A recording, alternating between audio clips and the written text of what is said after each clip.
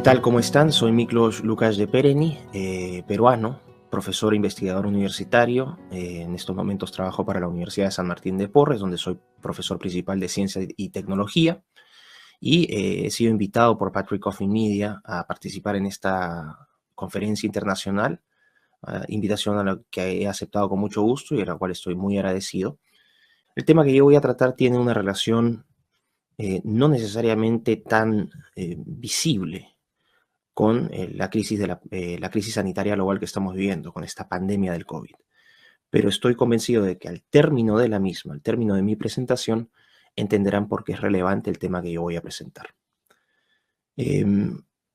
Producto de esta crisis sanitaria global del COVID-19, lo que hemos visto es, más allá de un colapso sanitario, ¿no?, de un ataque a la salud pública, hemos visto la destrucción de la economía.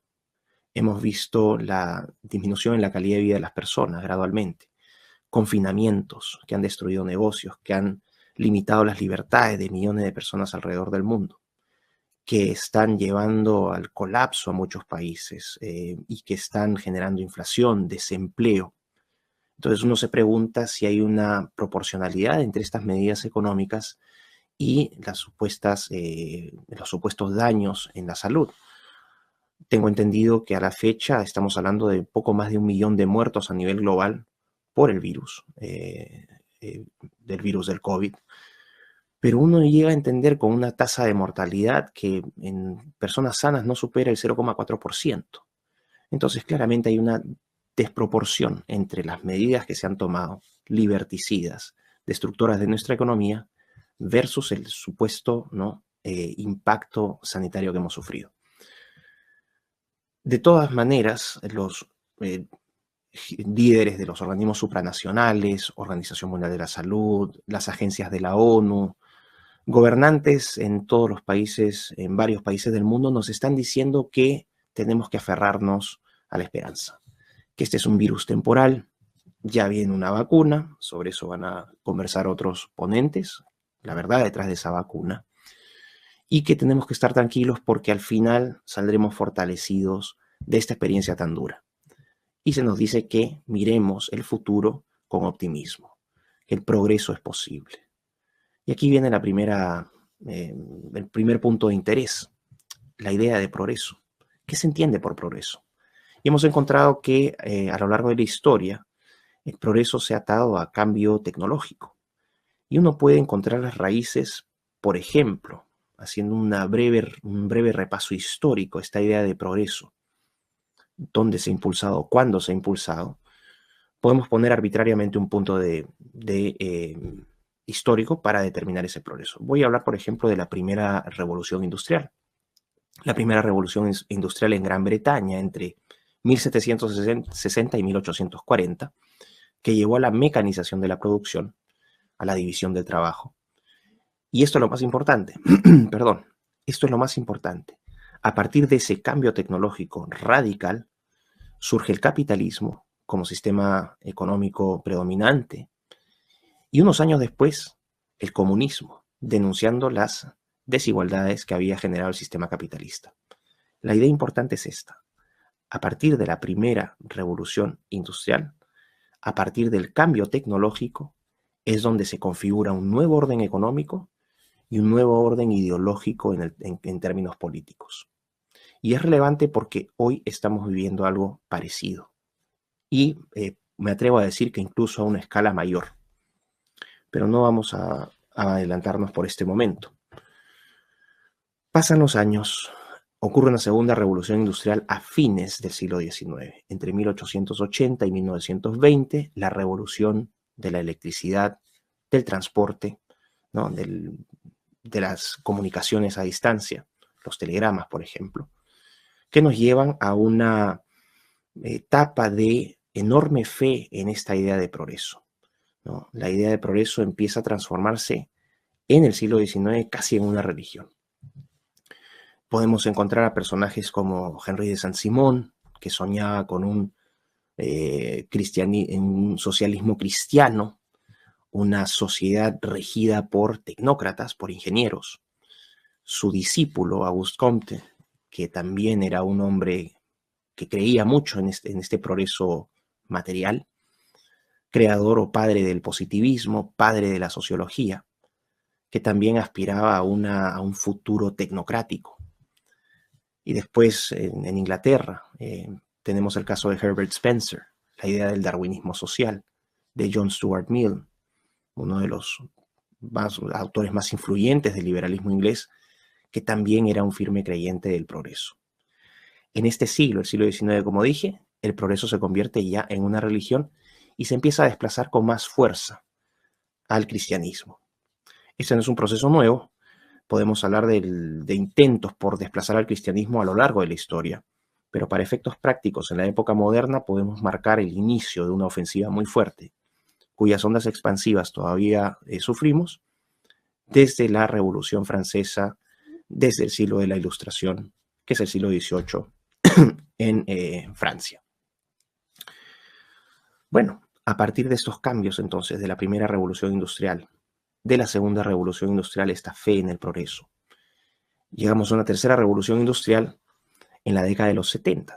Y aquí es una revolución que va a llevar a la digitalización y automatización de la producción económica. Es la revolución de las tecnologías de información y comunicaciones, la globalización económica y financiera. Y es una revolución cuyos efectos todavía seguimos sintiendo, que todavía sigue impactando, porque todavía somos hijos del Internet. Somos seres que dependemos en gran medida de nuestros celulares para comunicarnos, para trabajar. Por lo tanto, es una revolución que sigue en pie, que sigue su curso. Y quiero que quede claro que a partir de estas tres grandes revoluciones se ha creado una narrativa de progreso que hoy explica cómo se concibe el progreso en Occidente. En Occidente se concibe el progreso como un proceso lineal o continuo y ascendente.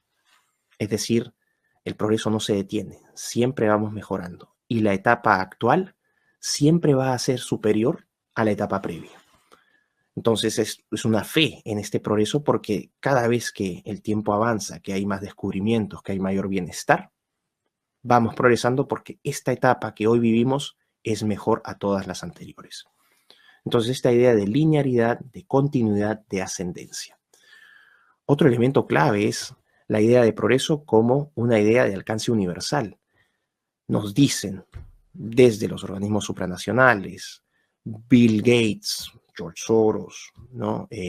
Los gobiernos, las universidades, desde Harvard hasta Oxford, todos los académicos, la comunidad internacional, por lo menos la que lidera los destinos del mundo, nos está diciendo que el progreso va a ser para todos. Por lo tanto, tiene un alcance universal.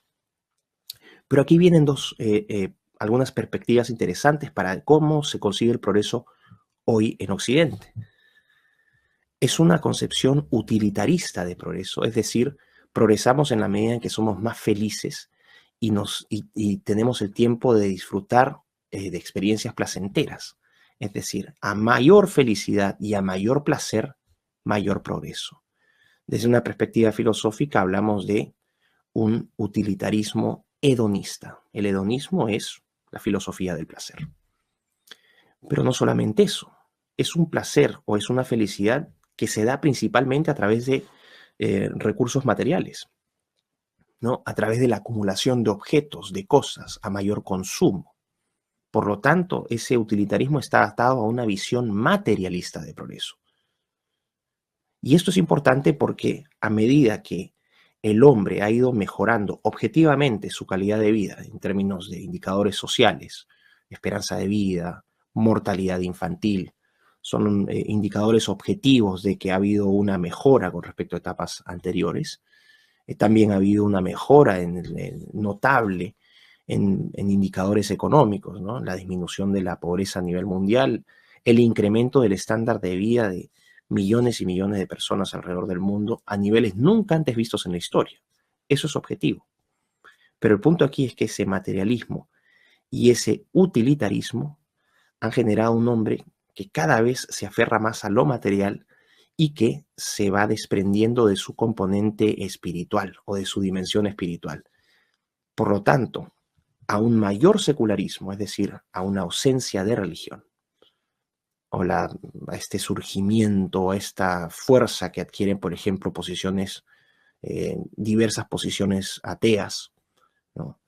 Se ha reemplazado la fe cristiana o la fe judeo-cristiana por el cientismo o cientifismo, que es la religión que planta la fe en la ciencia, donde la ciencia nos va a dar la respuesta a todas las preguntas y a todos los problemas. Es decir, la ciencia se convierte en una religión en sí misma y va desplazando al cristianismo, por lo menos en el mundo occidental. Esto es importante porque, bueno, se nos dice, este es el progreso que ofrecemos, un progreso material, un progreso de placer, un progreso de acumulación de riquezas, un progreso constante. Es una narrativa muy atractiva, pero hay ciertos problemas. Y aquí entra a tallar la agenda progresista. El progresismo es una plataforma política heterogénea que puede incluir no solamente gente de izquierdas, sino también de derechas. Por ejemplo, aquellos derechistas obsesionados con temas de mercado y transacción económica, esta reducción del hombre, en vez de ser un ser completo, al homo economicus, que toma decisiones racionales, que es consciente de su libertad, que aspira a una libertad mediante la hiperindividualización de sus actividades, es decir, hay un fuerte componente de disolución social. Por lo tanto, el progresista también puede ser de derecha y, bueno, de izquierdas, los comunistas y los socialistas, a través de este colectivismo y control de la vida de las personas a través del Estado. Hay grandes similitudes entre ellos. Mientras unos digan, bueno, unos acusan a los otros de querer más mercado y los otros más Estado, al final comparten muchas cosas. El progresista cree en esencia, en la visión de progreso que les di, pero también cree que esa idea de progreso debe ser aplicada a todas las personas. Esto es muy importante y ambos extremos son ateos, rechazan la religión y la combaten activamente. Es decir, los progresistas buscan activamente secularizar a la sociedad. Y este es el punto clave.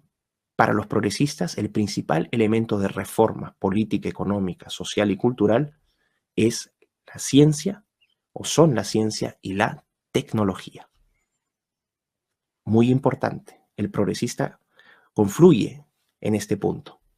Aquella persona que crea que a través de la ciencia y la tecnología nos vamos a emancipar, vamos a ser completamente libres de todos los problemas y finalmente vamos a asumir un dominio de la naturaleza, probando, como decía Nietzsche, que Dios ha muerto, bueno, ese es el progresismo. Ahora hay un problema con esa agenda progresista. La agenda progresista nos dice que tenemos que superar ciertos problemas para llegar a materializar esa idea de progreso. En primer lugar, el tema del medio ambiente. Y ahí tenemos el caso de Greta Thunberg, recordándonos lo irresponsables que somos y que hemos sido unos criminales, no hemos hecho nada por el ambiente, que al final el planeta Tierra se está recalentando, y la capa de ozono se destruye, las especies están desapareciendo, las aguas se están contaminando, es decir, una catástrofe climática sin precedentes. Es necesario hacer algo a través de esa para responder a esta catástrofe, a esta emergencia climática, a esta emergencia ambiental. Y para ello tenemos que hacer uso de la tecnología. Pero este gran paraguas que es la agenda medioambiental esconde ciertas cosas. Al final, los culpables de ese cambio ambiental, de esa crisis climática, somos los seres humanos. Incluso el eminente zoólogo británico David Attenborough, este señor que es famoso por hacer todos estos documentales de la naturaleza de la BBC, se ha referido a las personas como plaga humana. Y queda claro, y esta opinión de David Attenborough no es exclusiva, es compartida por todas las personas que son parte de esta élite que dirige los destinos del mundo y que posteriormente voy a explicarles con mayor detalle. La idea es que, ¿qué se hace con esta plaga? Si somos una plaga, entonces a la plaga hay que combatirla y hay que eliminarla. Por lo tanto, y acá no hay una conspiración, esto podría ser contrastado y comprobado revisando documentos históricos. Recomiendo la lectura del libro de Jennifer Kaysen, ¿no? The War on Population, la guerra sobre la población, que documenta con gran precisión la agenda de control demográfico que esconde el medioambientalismo. Y por eso digo que es una agenda paraguas, porque a partir de esta agenda del medio ambiente surgen las otras. La agenda del aborto, control poblacional.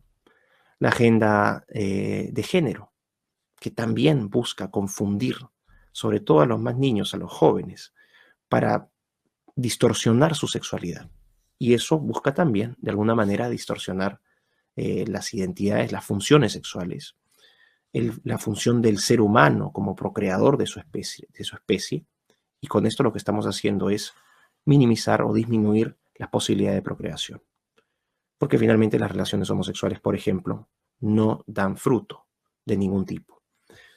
Se suma la agenda LGTB, la agenda feminista, que bajo el nombre de un falso empoderamiento de la mujer también busca generar en la mujer una especie de coraza para evitar que el hombre tenga interacción con ella. Por lo tanto, vamos viendo que son agendas mucho más complejas de lo que estoy diciendo. Estoy haciendo una reducción, un resumen o una concentración de lo que realmente buscan estas agendas, pero se puede comprobar con facilidad cuando uno estudia estos temas un poco más a profundidad, que todas ellas apuntan al control demográfico. Y podemos sumar la agenda del multiculturalismo, que lo que realmente busca es destruir las fronteras, destruir el concepto de Estado-nación, el concepto de soberanía, porque se está buscando activamente organizar y estructurar un poder a nivel global. También podríamos hablar de la agenda animalista, que lo que hace es relativizar el valor y la dignidad de la vida del ser humano y equipararla de los animales. Ahí es un tema de derechos y es un tema de legislación lo que hay detrás de eso. Pero bueno, todas estas agendas son los problemas que ven los progresistas, los cuales justifican para ellos intervenir. Y las herramientas que nos van a permitir cambiar esta situación son principalmente herramientas científico-tecnológicas. Ahora, a pesar de este panorama sombrío que nos presentan, la narrativa progresista siempre es optimista y siempre secuestra palabras y les da un sentido completamente distinto a lo que realmente significan. Entonces ellos nos dicen que vamos a combatir el cambio climático, vamos a combatir la injusticia racial, ¿no? Y hablan de tolerancia, hablan de justicia social, de inclusión, de diversidad. Es decir, el uso del lenguaje como una herramienta o como un arma política. Utilizan el lenguaje para hacernos creer una cosa mientras las intenciones de sus agendas son completamente distintas. Ahora, la situación aquí es la siguiente. Bajo esta agenda que les plantea todos estos problemas que están impidiendo que materialicemos o que alcancemos ese progreso que se nos promete, un progreso que va a ser facilitado por la ciencia y la tecnología, ya hemos llegado al punto donde hemos desarrollado la tecnología. Eso es lo que se nos dice y eso de hecho es lo que hay. Hay tecnologías muy potentes que voy a pasar a explicar a la brevedad, que nos permitirían realmente de ser aplicadas en beneficio del hombre, mejorar la calidad de vida de millones de personas. Pero el problema es que el progreso moral, sostienen los progresistas, no está a la par o no es similar al progreso tecnológico alcanzado. Hemos progresado tecnológicamente, pero no hemos progresado, según los progresistas, moralmente. Y por eso encontrarán que ante personas que cuestionen su narrativa o que cuestionen su noción de progreso, los ataques que recibirán son misógino, racista, nazi, medieval, etc., ¿no? Intolerante. Ustedes pueden darle ahí un sinnúmero de palabras que simplemente son una expresión concreta de la estigmatización de todo aquel que ose retirarse o que se atreva a cuestionar la narrativa de progreso del progresismo. Quería hablar ahora entonces de las tecnologías. Hemos tenido entonces un progreso tecnológico fáctico, eso es real, ocurre. Pero aquí creo que hay un enorme desconocimiento de parte de de una gran parte de la población sobre las tecnologías que hoy existen y los potenciales usos que podrían tener y el gran impacto de su aplicación. Una de las grandes limitaciones entonces para combatir esta idea, ¿no? Esta imposición de este progreso tecnocrático, utilitarista, materialista, es conocer las tecnologías que hoy están siendo desarrolladas. Y un consejo que les paso a la gente que está viendo, a las personas que están viendo esta presentación, es que por favor las tecnologías que les voy a presentar las estudien con una mayor profundidad, porque una vez que ustedes conozcan qué son esas tecnologías y para qué sirven, muchas de las cosas que ustedes están viendo alrededor hoy, cosas que ocurren, que no les hacen sentir cómodos, en las que les hacen sospechar de que hay siempre algo oculto detrás de de todo este buenismo político, es comprender estas tecnologías. Parto con una tecnología clave que es, bueno, una serie de tecnologías que son la biotecnología, la biogenética, la genética o la genómica, etc. Vamos a poner en el campo de la biotecnología y la bioingeniería. Lo que buscan estas tecnologías es literalmente fabricar o modificar seres vivos, fabricación, ojo, fabricación y modificación de seres vivos con fines comerciales. Todas las tecnologías que voy a mencionar, todas, por más que la agenda progresista o los representantes del progresismo nos digan que la tecnología tiene un fin de altruismo, de mejora, no. Todas estas tecnologías tienen fines comerciales. Y la biotecnología, la que les estoy mencionando ahora, lo que busca es fabricar o modificar seres vivos, organismos vivos con fines comerciales. Aquí tenemos una serie de ejemplos, algunos ya conocidos, por ejemplo, los transgénicos, los biofármacos, los biocombustibles. Pero hay una técnica en particular que ustedes tienen que conocer, que es la técnica CRISPR, C-R-I-S-P-R, CRISPR, que de hecho las descubridoras de esta tecnología, quienes por primera vez la aplicaron exitosamente en laboratorio, dos profesionales, dos doctoras, Jennifer Doudna de la Universidad de Berkeley en California y Emmanuelle Charpentier, una bioquímica francesa, ganaron el Premio Nobel de Química este año por el descubrimiento de CRISPR. ¿Y qué es lo que hace CRISPR? CRISPR permite literalmente modificar nuestros genes.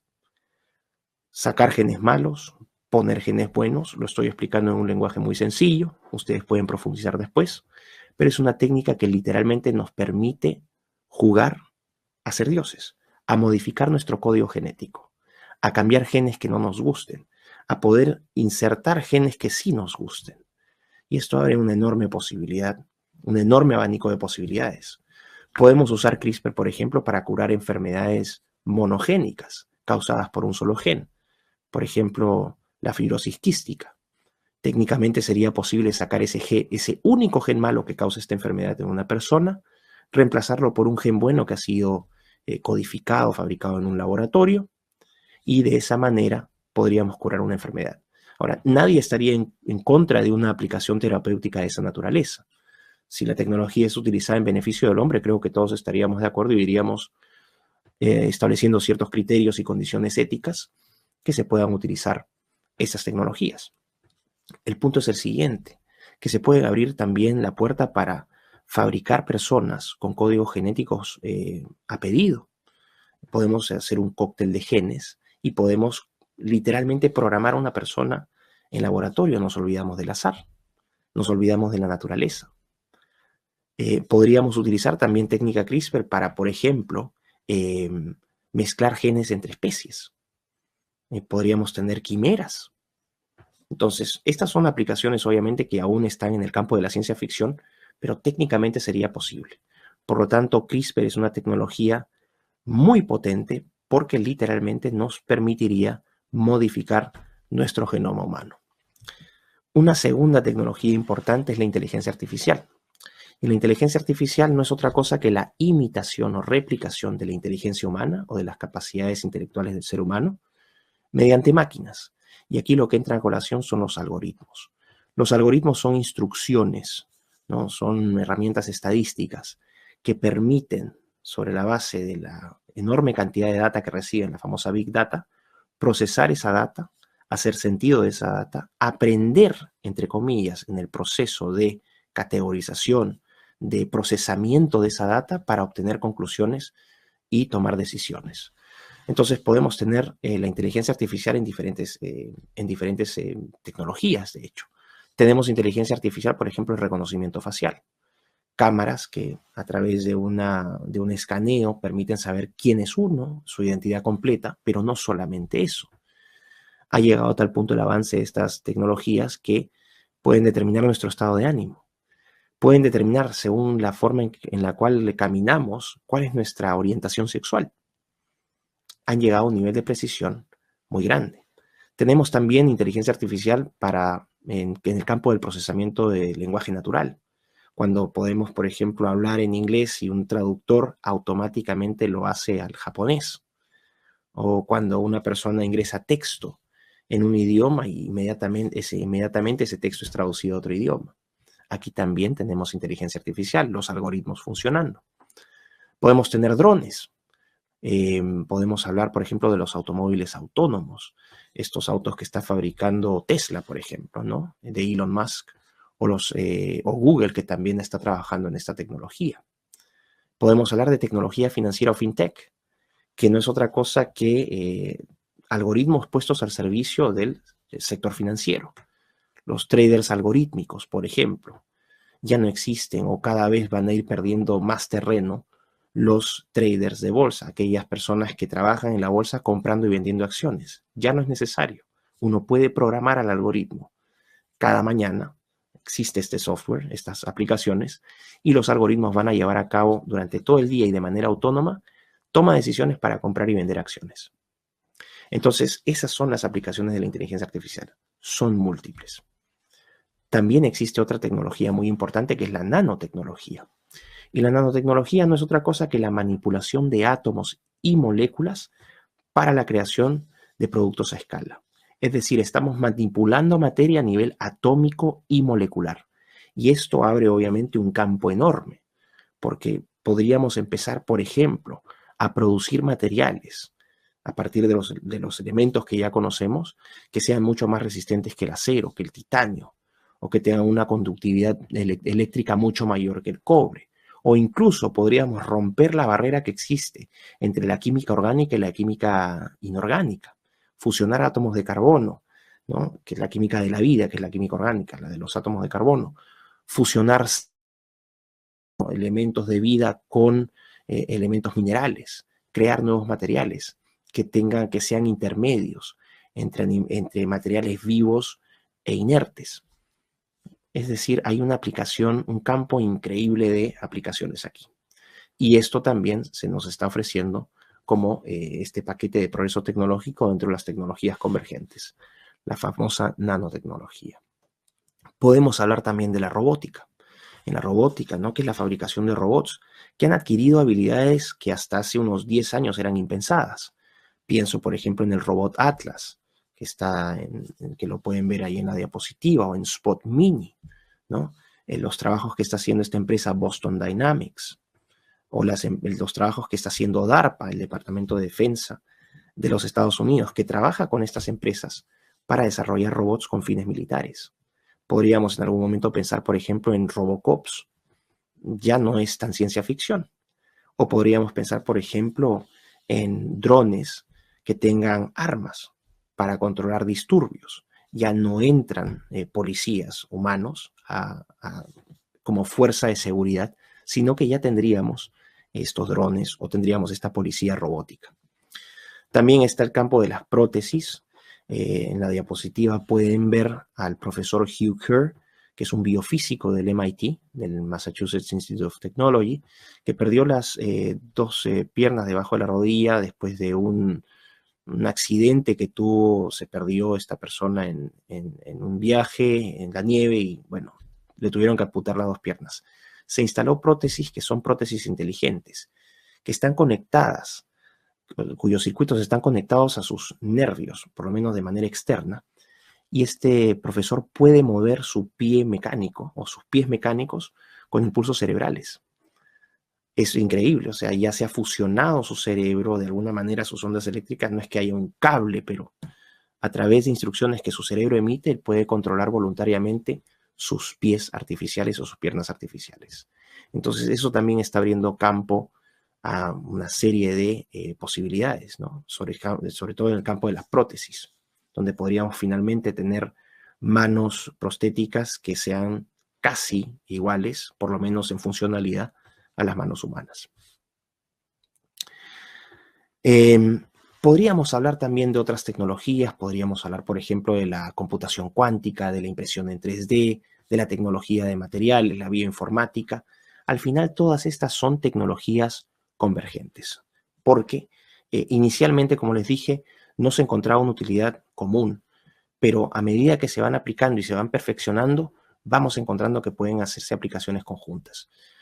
Puedo hablar, por ejemplo, de inteligencia artificial y biogenética para determinar la funcionalidad de genes o para determinar los efectos conjuntos de los genes, porque no operan solamente solos, sino que también hay los famosos efectos pleiotrópicos, genes que van operando con otros para determinar, por ejemplo, nuestras características morales o nuestras características intelectuales. Entonces, ahí podríamos encontrar el poder de procesamiento de datos de la inteligencia artificial con la biogenética. ¿Cuál es el punto? Que todas estas tecnologías lo que nos están permitiendo es, según los progresistas, según sus proponentes, los proponentes de este cambio, de esta reforma a través de la ciencia y la tecnología, nos ofrecen un paraíso terrenal. Y quiero que recuerden lo que hablé al principio de las 3 primeras revoluciones industriales. En diciembre de 2015, el director general y el director ejecutivo a la vez del Foro Económico Mundial, que es el economista alemán Klaus Schwab, escribió un artículo para la revista Foreign Affairs. En esa revista, que es una revista muy importante de relaciones internacionales, él introduce el concepto de cuarta revolución industrial. Ojo, estamos, según Schwab, en una cuarta revolución industrial. Esto es lo curioso. Este artículo no tuvo, obviamente, la difusión que Schwab y la gente del Foro Económico Mundial deseaba. Por lo tanto, en abril del 2016, Schwab convoca a una rueda de prensa, invita a toda la prensa y lanza al mundo con bombos y platillos esta idea de cuarta revolución industrial. ¿Y qué nos está diciendo Schwab del Foro Económico Mundial? Nos dice que vivimos un proceso de cambio tecnológico increíble. Nuevamente, cómo resuena esto con lo que les he dicho, esta visión progresista, y que hay enormes desafíos que estamos enfrentando, que es la agenda progresista, los problemas que ya les he planteado, o que nos plantean por lo menos los progresistas, y que ha llegado la hora de utilizar todas estas tecnologías convergentes en beneficio de toda la humanidad, porque tenemos que aspirar a este progreso para toda la humanidad. Y lo curioso es cómo define Schwab la cuarta revolución industrial. La define textualmente y estoy compartiendo ahí la página web, la fuente, donde ustedes pueden confirmar que no es invento mío, sino que así se definió la cuarta revolución industrial, como la fusión de sistemas biológicos, tecnológicos, físicos y digitales.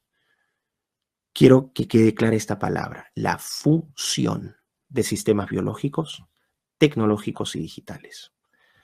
Schwab nos está diciendo, la cuarta revolución industrial es un conjunto de tecnologías que no necesariamente van a cambiar lo que nosotros hacemos, sino que son tecnologías que nos van a cambiar a nosotros como seres humanos.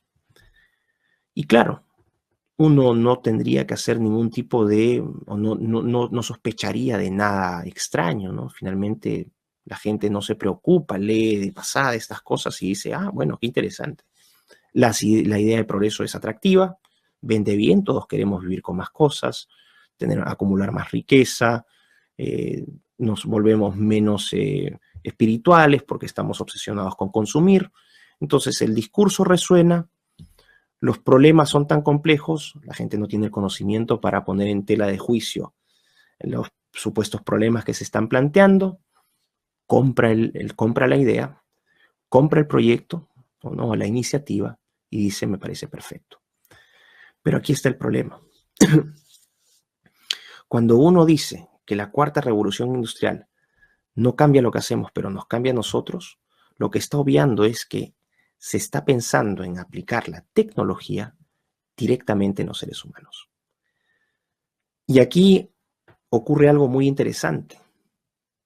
La cuarta revolución industrial no es una agenda que busque realmente mejorar la condición de todos los seres humanos, porque es una agenda que oculta algo y lo oculta con este uso inteligente de las palabras. Como les decía, el lenguaje es un instrumento de poder político.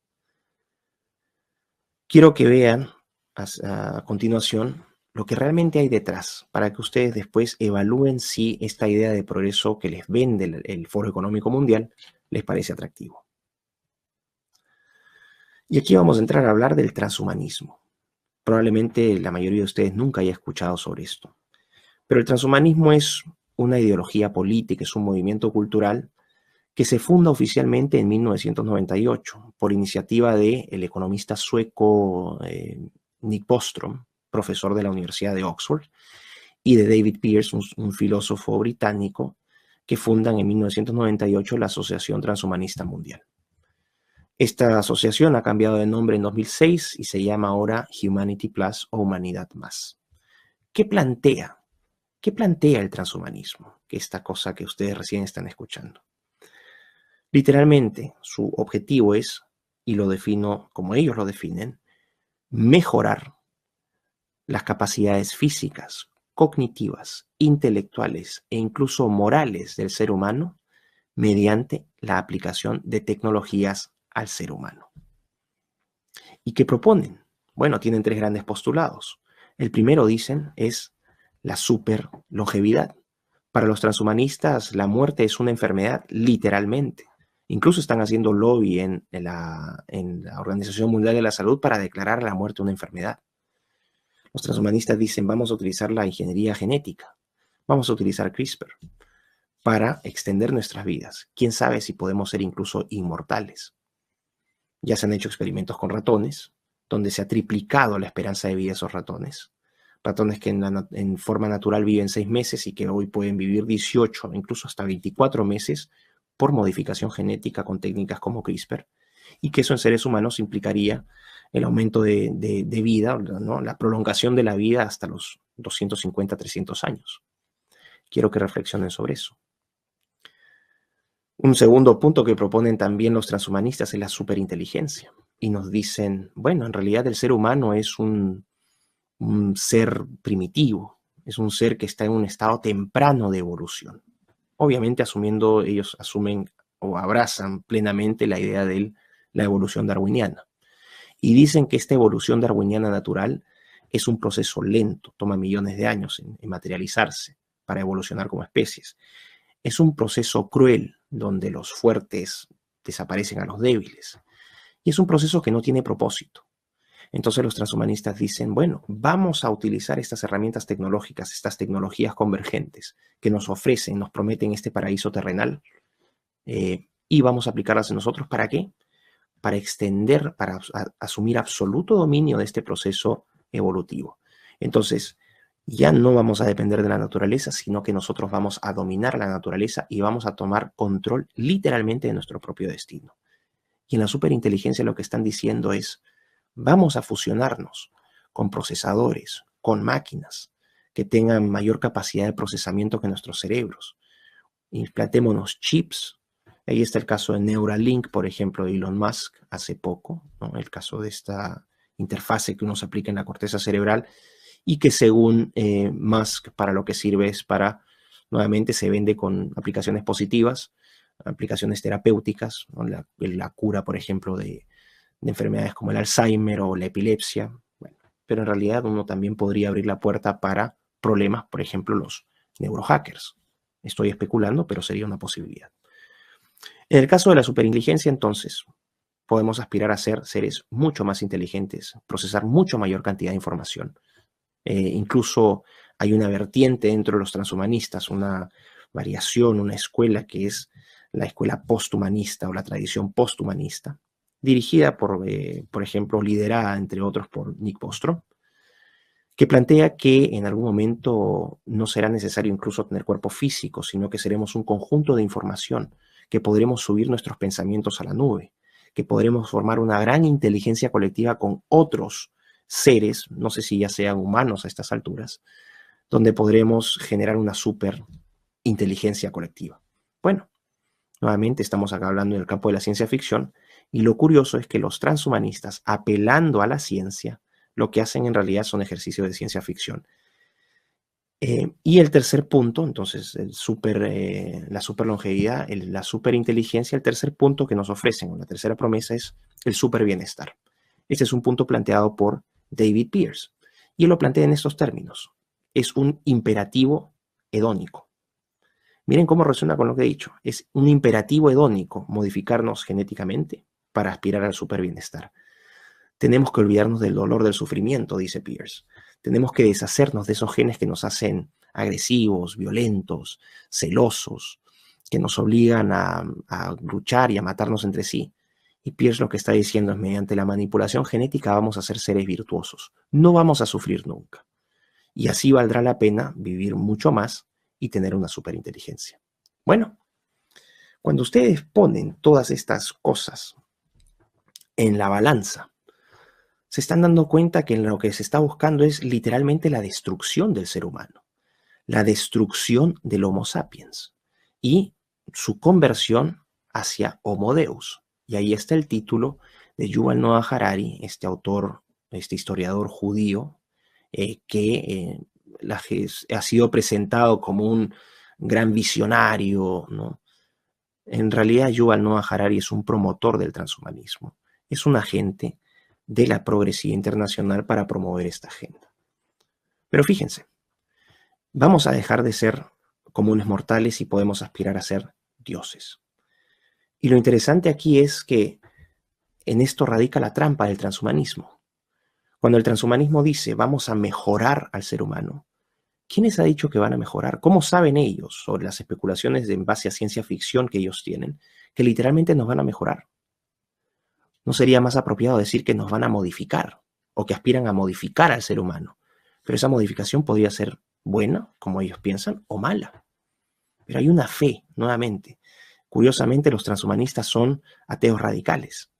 Rechazan al cristianismo, porque obviamente la figura cristiana dice que nosotros somos criaturas creadas a imagen y semejanza de Dios. Ellos no quieren una criatura a imagen y semejanza de Dios, ellos quieren deshacerse del Homo sapiens. Ellos aspiran a crear seres que son perfectos en su imaginación. Y aquí entramos en un problema. Cada uno va a tener diferentes visiones de perfección. Pero bueno, el punto es el siguiente.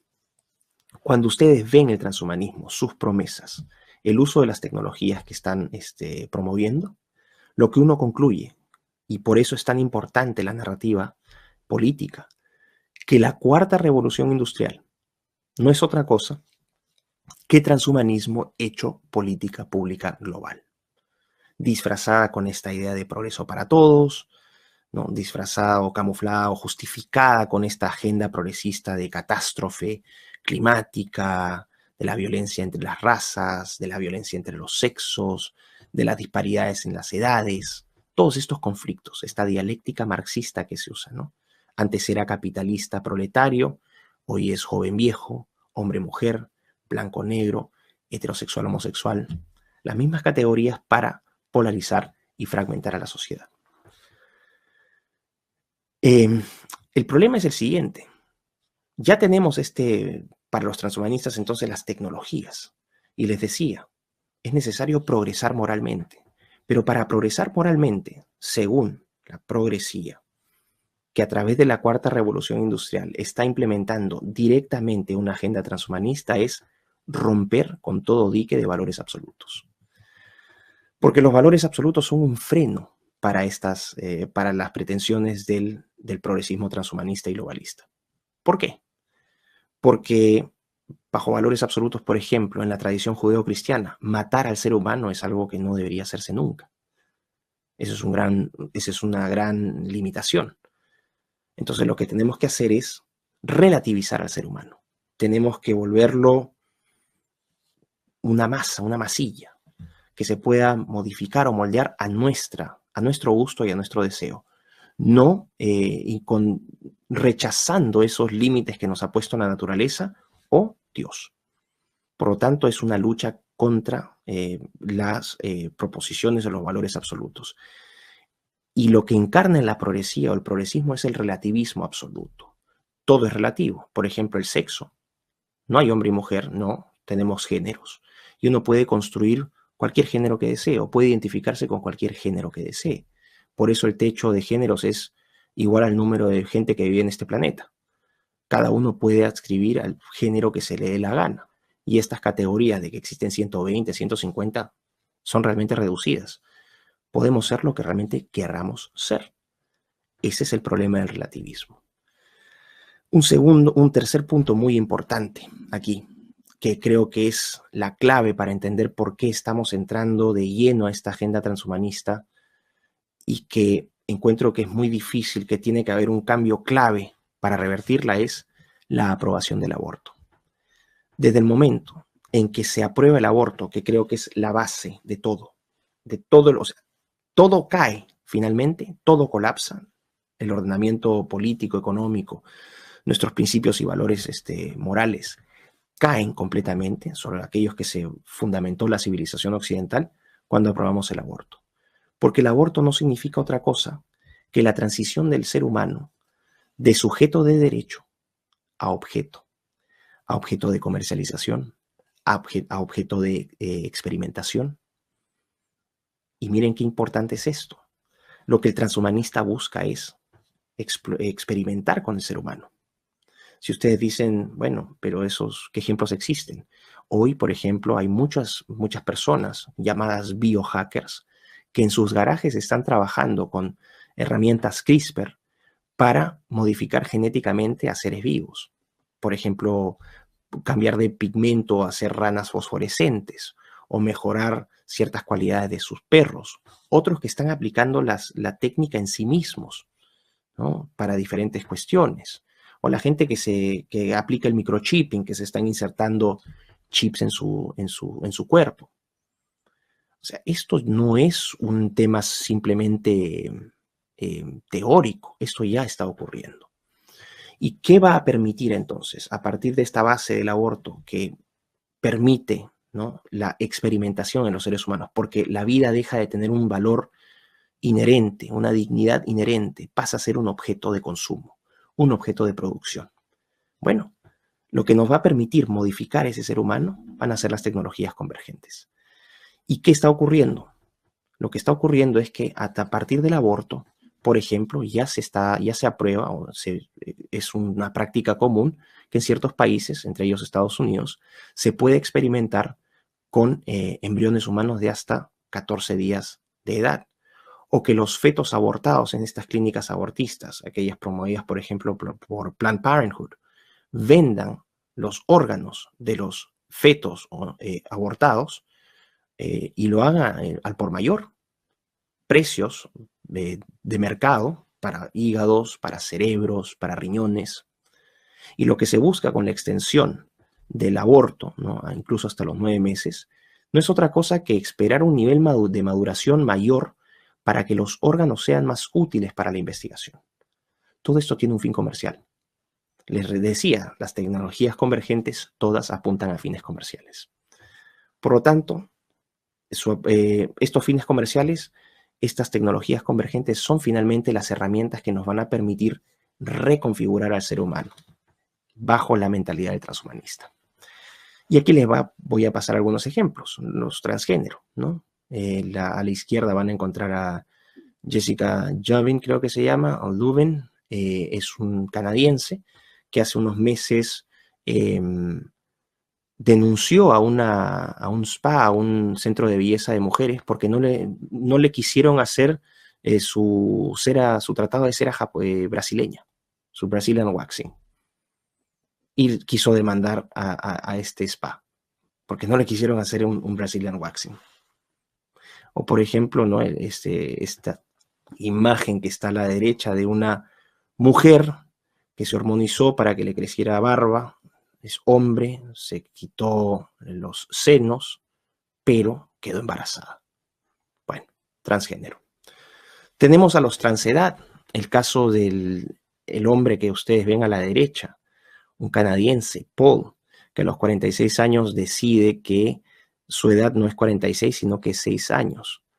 Y que se cambie el nombre, creo que es no recuerdo el nombre, pero se ha cambiado el nombre a un nombre de niña y ha sido adoptado por sus dos padres, otro par de personas que tienen también una profunda disforia.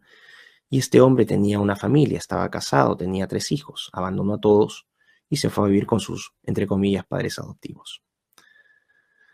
Podemos hablar también de Martina Wieck, esta actriz alemana, ¿no? Que no tuvo mucho éxito a pesar de los esfuerzos que hizo con las siliconas para llamar la atención y que hace unos años atrás se hizo un tratamiento de pigmentación de piel, ¿no? Se hizo de color, se volvió una mujer negra e incluso se bautizó, ahora se llama Malaika Kubwa. Bueno, es otro tipo de disforia. Entonces tenemos transgénero, transedad, transraza. Podemos hablar de los transespecie, ¿no? El caso de la izquierda que ustedes ven ahí es un hombre que tenía disforia de género, se volvió mujer, no le bastó con ser mujer, se volvió la mujer lagarto. Y ahora no le ha bastado ser lagarto, quiere ser la mujer dragón. Y se ha hecho todas esas alteraciones en su rostro. Tatuajes, implantaciones de titanio, cirugías para corregirse según su visión de perfección la lengua, una lengua bífida, la nariz se la mandó quitar. Pueden tener el caso del hombre loro, el caso del hombre leopardo, que ya también hace poco murió. Podemos hablar de los transcapaces, personas que nacieron sanas, pero que decidieron lisiarse voluntariamente, porque querían experimentar la vida desde la discapacidad. Una persona que, a la imagen de la izquierda, una mujer que vive voluntariamente en una silla de ruedas a tiempo completo, y la de la derecha que se tiró ácido en los ojos porque quería experimentar el mundo desde la ceguera. O sea, voluntariamente se cegó. Y también podemos hablar de transhumanos actuales. El del medio, por ejemplo, que es Neil Harbison, un español que tiene una enfermedad monocromática, solamente ve en blanco y negro. Se mandó a instalar un sensor, contacto con su corteza cerebral, y este sensor en la punta lo que hace es, de acuerdo a los colores que se determinan en el entorno, emiten determinados sonidos para cada color. Entonces, en teoría, este hombre ve los colores a través del sonido. Y James Young, el que ven a la derecha, un joven londinense que de juventud perdió su brazo y su pierna izquierda, y que el brazo izquierdo lo que ha hecho es instalarse no solamente un brazo, sino también una linterna, un cargador de celular, poco a poco darle una nueva funcionalidad a su nueva extremidad. Podemos hablar incluso, bueno, todas estas cosas, ¿dónde se están enseñando? En las escuelas. Ahí está el famoso unicornio de género, que lo que hace es normalizar estas disforias previas que les he mencionado, diciéndoles que al final nuestras realidades físicas son irrelevantes, que nuestra anatomía, nuestra biología, nuestras capacidades cognitivas son absolutamente irrelevantes, porque al final somos criaturas que pueden ser moldeadas de acuerdo a nuestra voluntad. Y quiero que aquí vayan atando ya un poco los cabos de cómo desde la infancia, a lo largo del colegio, la universidad y en la época adulta, con esta propaganda que nos bombardean los medios de prensa, los gobiernos, las universidades, se tratan de normalizar estos comportamientos. Y el unicornio de género es un ejemplo. Ahora, el problema es que si uno empieza a atar los cabos aquí y uno empieza a ver qué es lo cuál es la tendencia, cuál es la proyección, cuáles son los patrones en común de todos estos fenómenos, lo que estamos viendo es, a lo que se apunta es a una libertad morfológica y cognitiva total. Si se fijan en ese esquema que les estoy presentando, a la izquierda lo que van a encontrar es a la Venus de Botticelli, ¿no? Una representante máxima de la belleza del ser humano, específicamente de la mujer. Bueno, así es la vida del ser humano. Ese es un Homo sapiens, ¿no? Sexo femenino. Vamos a ir pasando a la derecha, este muchacho alemán que se hizo 2 huecos aquí, se puso unos aros y puede de hecho sacar la lengua por los costados, pero de todas maneras, a pesar de eso, lo que yo considero algo poco estético, ¿no? Algo que yo no haría, pero de todas maneras se le identifica como un ser humano. Y vamos pasando hacia la derecha en la tendencia y vemos el caso, por ejemplo, de Conchita Wurst, este cantante austríaco que ganó la competencia de la canción en Eurovisión en 2014, que era un transgénero. Y nos vamos más a la derecha y está el caso que ya les presenté, de este hombre que por disforia de género se volvió mujer y después se volvió lagarto y ahora quiere ser dragón. Hasta ahí podemos identificar, a pesar de todas las modificaciones, personas. Hay elementos que nos hacen notar que son personas, son seres humanos. Pero lo que estamos viendo después, si es que seguimos a la derecha, y estamos aquí entrando al terreno de la ciencia ficción, pero es una hipótesis, una proyección, es que podríamos crear la mujer tigre o la mujer leopardo a través de técnica CRISPR. O que podríamos crear una nueva especie que no existe en la naturaleza. Ven esa imagen de ese ser con una cabeza inmensa, sin cuello, con una caja torácica increíble. Es una obra de arte transhumanista de la artista australiana Patricia Piccinini, que pueden ustedes ver sus obras, son bastante impactantes. Bueno, podríamos ir hacia eso, o podríamos ir incluso a una imagen, y esto es una caricaturización, pero quiero que entiendan cuál es el punto. Podríamos pasar a un depredador y después a un cyborg de inteligencia superior, y después incluso podríamos pasar a un Homo Deus, a un hombre Dios. Es decir, hay una tendencia, un patrón, donde categorías como transgénero, transraza, transespecie, transedad, transcapaz, no son otra cosa que estados previos de transhumanismo, una especie de acostumbramiento, sobre todo de las nuevas generaciones, para aceptar esta diversidad. Qué peligroso es esto. Qué peligroso es porque literalmente aquí entramos a reconfigurar, como decía Klaus Schwab, al ser humano. Empezamos a reconfigurar al Homo sapiens. Y lo vamos a terminar convirtiendo en esto.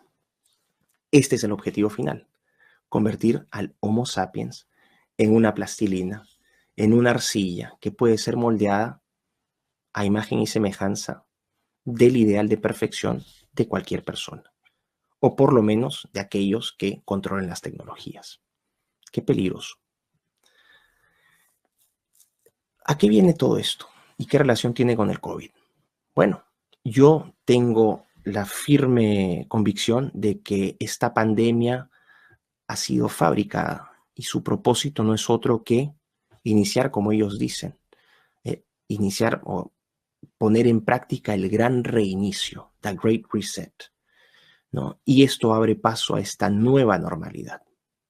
Esta nueva normalidad que no solamente encuentra en este componente de reconfiguración y redefinición del ser humano, sino que también tiene un componente laboral, la destrucción de los puestos de trabajo, de las empresas, ¿no? ¿Por qué? Porque viene la robótica, la automatización de esos puestos de trabajo, la inteligencia artificial, el impacto que va a tener con el empleo. Luego podemos hablar del impacto sanitario también, del impacto en los transportes, es decir, una forma nueva de vida. Pero en el corazón de esa nueva forma de vida, la ciencia y la tecnología como instrumentos no solamente de emancipación o de libertad del ser humano para producir más y mejor, sino también para modificarse a sí mismos. Y quiero que vean este video brevemente del Foro Económico Mundial que se llama El Gran Reinicio.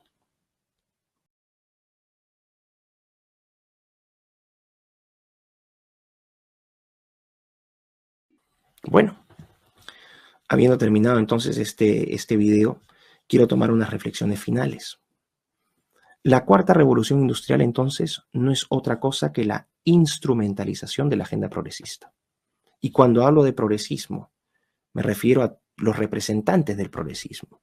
Y hablé del Foro Económico Mundial. Cuando la gente dice cuáles son las élites o quiénes son parte de la élite, los miembros que asisten a reuniones como, por ejemplo, las reuniones de Davos que organiza cada enero de todos los años el Foro Económico Mundial, donde están no solamente Gates y Soros, sino que van a encontrar a Zuckerberg, a los grandes gerentes, dueños, mayores accionistas de Big Tech, de Big Pharma, de Big Finance, o sea, las grandes empresas tecnológicas de química y farmacia, de las plataformas financieras, del sector de construcción, premios Nobel que sirven para validar el discurso que están tratando de implementar o de la agenda que están tratando de promover los grandes, entre comillas, filántropos, que en realidad son quienes están detrás de toda esta agenda, de todo este programa de ingeniería social global.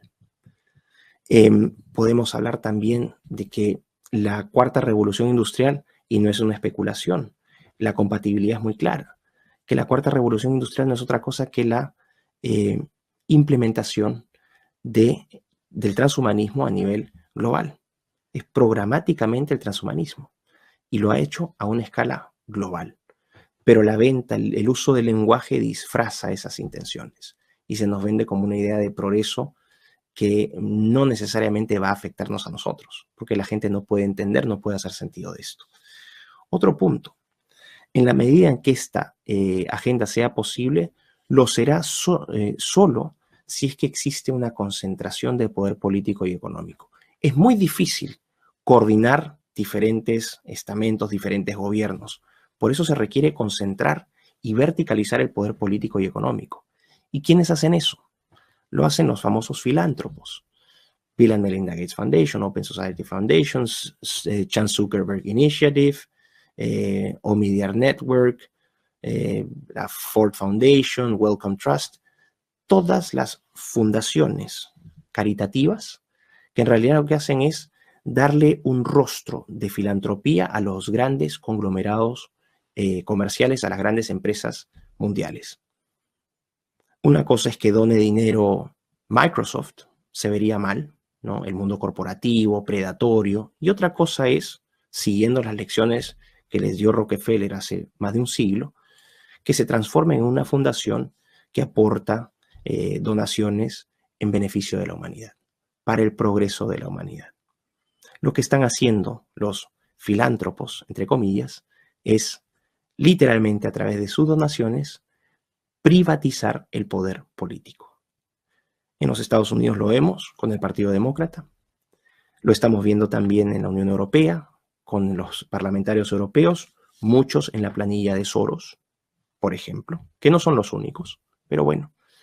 ¿Están haciendo algo ilegal? No, no están cometiendo un delito, pero sí están actuando inmoralmente, porque hay un vacío en la ley.